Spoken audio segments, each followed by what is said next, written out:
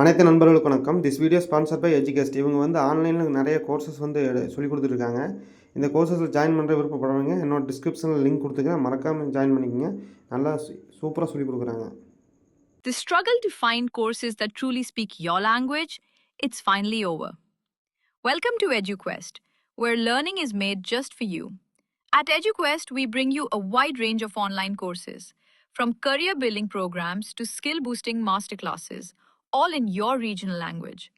Because we believe language should never be a barrier to success. Our courses are tailor made after understanding what today's learners really need.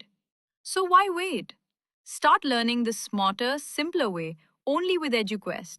Visit eduquest.courses and explore your next course today. And hey, don't miss out on our exciting offers and promotions. இப்போது நாம் இந்த வீடியோவில் பார்க்குற valve பார்த்திங்கன்னா கம்பெனியில் use பண்ணிகிட்டு இருக்க பாய்லர்ஸில் feed pump லைனுக்கு இருக்கக்கூடிய வால்வு தான் இதுங்க. இது என்ன வால்வு, நம்ம globe valve, butterfly valve, blowdown valve பார்த்துருக்கேன். இது என்ன புதுசாக இருக்க வால்வு அப்படின்னு பார்த்தீங்கன்னா, இது வந்து ஏர் மூலிமா இயங்கக்கூடிய ஒரு வால்வுங்க. எப்படின்னா, பாய்லரில் வந்து நீங்கள் சாதா வால்வில் போட்டிங்கன்னா 1/2 கேஜியில் 1/4 கேஜி இருக்குதுன்னா, பாய்லர் பாய்லர் தண்ணி இருக்குன்னா 3/4 பாய்லர் கொண்டு போகிறதுக்கு கிட்டத்தட்ட ஒரு 20 நிமிஷம் 25 நிமிஷம் நீங்கள் ஓட்டணும். அந்த டைமில் ப்ரெஷர் வந்து ட்ராப் ஆகும். 1/2 கேஜியில் 1 கேஜிக்கு மேலேயே ஒரு சில பாய்லர்ஸில் ட்ராப் ஆகி தான் இறங்கிருங்க. அப்புறம் வந்து பார்த்திங்கன்னா, தண்ணி வந்து ஒரு லெவலில் மேடன் ஆகாமல் டக்குன்னு இறங்கிடுச்சுன்னா பாய்லர் லோ வாட்டர் ஆயிரு, பிரச்சனைகளும் இருக்குது. ரெண்டாவது இது வந்து எப்படின்னா, கான்ஸ்டண்ட்டாக இப்போ வந்து உங்களுக்கு 3/4 கேஜி கிளாஸில் 3/4 பாய்லர் தண்ணி இருந்துகிட்டே இருக்குதுன்னு வச்சுக்கோங்க. 75% வைங்களேன். 75%ல் உங்களுக்கு கட் ஆஃப் வச்சுருப்பீங்க. நான் கரெக்டான பொசிஷன், அந்த கரெக்டான பொசிஷன்லேயே அக்யூரேட்டாக மெயின்டைன் பண்ணுறதுக்கு இந்த வால்வு வந்து யூஸ் ஆகுங்க. எப்படி யூஸ் ஆகுதுன்னு பார்த்தீங்கன்னா, இது வந்து ஏர் மூலிமா யூஸ் ஆகுதுங்க. இந்த ஏர் வந்து இல்லைன்னா என்ன ஆகும் அப்படின்னு நினச்சிட்டிங்கன்னா, ஏர் மட்டும் நீங்கள் இந்த வால்வு கொடுக்கலைன்னா கம்பல்சரி சடனாக வந்து இந்த டிஸ்க்கு வந்து இங்கே ஒரு டிஸ்க் இருக்கும், இந்த நிப்பில் வந்து இது வழியாக வந்து டக்குன்னு க்ளோஸ் பண்ணிடும். அப்படி க்ளோஸ் பண்ணிட்டா என்னாங்க, பாய்லர் உங்களுக்கு தண்ணி போகாது. அப்போ இதுக்கு எப்படி மெயின்டைன் பண்ணணும், உங்களுக்கு கம்பல்சரி இதுக்கு ஏர் கொடுத்துட்டே இருக்கணுங்க.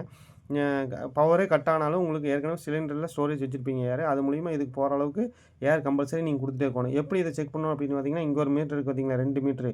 ஒரு மீட்ரு வந்து பார்த்தீங்கன்னா ஏர் உள்ளே வந்து எவ்வளோ கொடுக்க போகிறோம் இந்த டிஸ்க்குக்கு.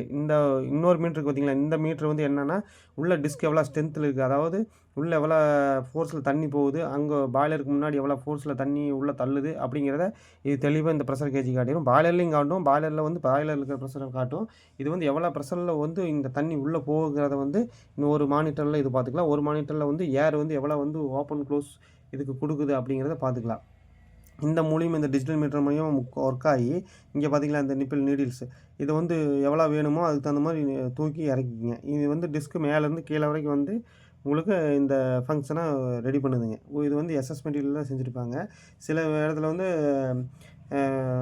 கார்பன் ஸ்டீல்லையும் செஞ்சுருப்பாங்க. ஒன்றும் பிரச்சனை இல்லை. இது வந்து எப்படி இருந்தாலும் இயங்கும். இதுக்கு வந்து மெயினாக தேவைப்படுறது வந்து ஏருங்க. இந்த ஏர் இல்லைன்னா இந்த டிஸ்கை வந்து க்ளோஸ் ஆயிருங்க. ரன்னிங்லேயே க்ளோஸ் ஆகிடுச்சுன்னா உங்களுக்கு வந்து கம்பல்சரி பாய்லரில் தண்ணி இருக்காது.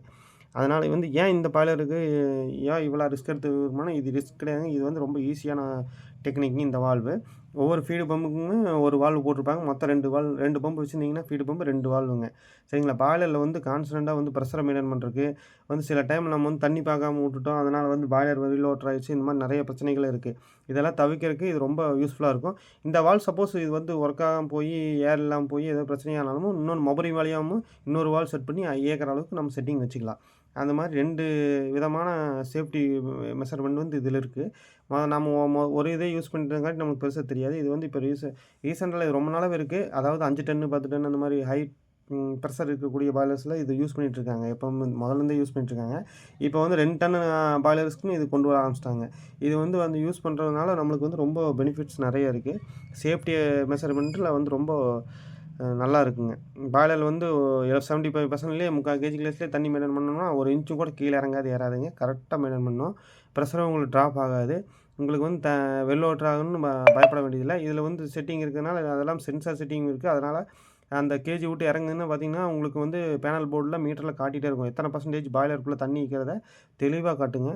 அதனால் வந்து பயப்பட வேண்டியதில்லை. சேஃப்டியாகவும் ஒர்க் பண்ணலாம். அதனால தான் இந்த பாய்லர் வந்து இந்த மாதிரி வால்வ்ஸ் வந்து இப்போ ரீசெண்டாக நிறைய கம்பெனிஸில் வந்து யூஸ் பண்ண ஆரம்பிச்சிட்டாங்க.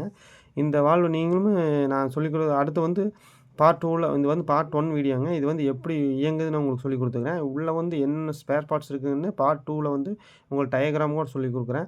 இதை தெரிஞ்சுக்கிட்டு நீங்களும் உங்கள் கம்பெனியில் இம்ப்ளிமெண்ட் பண்ணிங்கன்னா கம்பெனியில சேஃப்டி பத்தி நல்லா இருக்கும். உங்க கம்பெனி வந்து எந்த ஒரு ப்ராப்ளம் இல்லாம நல்லா யூஸ்ஃபுல்லா ரன் பண்றதுக்கு உங்களுக்கு ஹெல்ப்ஃபுல்லா இருக்கும்.